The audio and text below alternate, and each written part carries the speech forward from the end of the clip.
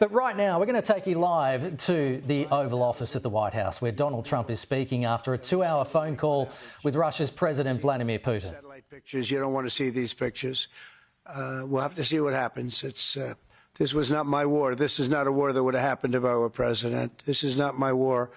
I'm just here to try and help. We've spent hundreds of billions of dollars on this war,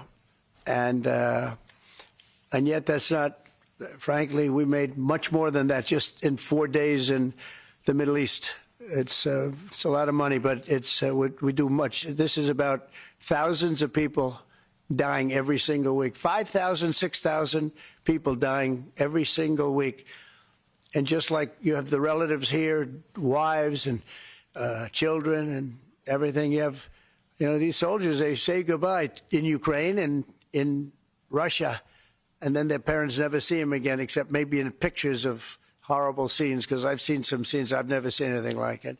So we're going to see if we can get it taken care of. Yeah, please. First off, our thanks to the members of law enforcement who are here, and our condolences to the families. We're very sorry for your loss.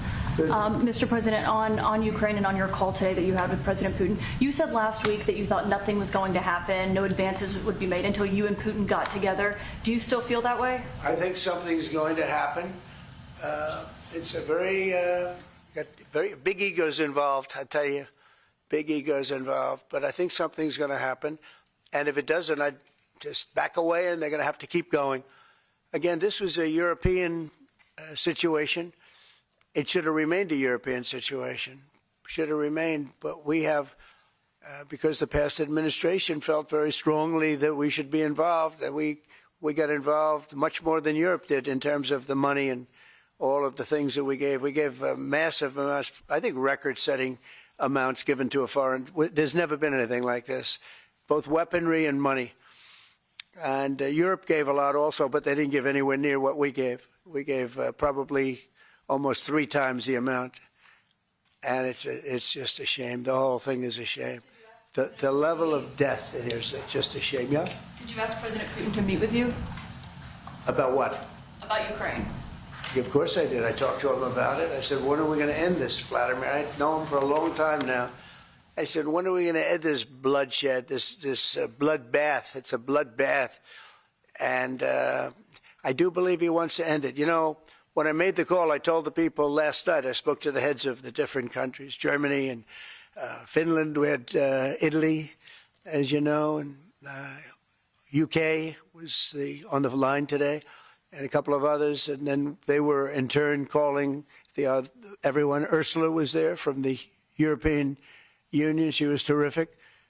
And we spoke for a long time about it. And they got a problem. It's a big, big problem. It's a terrible war. It's very hard to extradite themselves away from what's taken place over there. The amount of anger, the amount of hate, and the amount of death. It's very hard, very tough situation.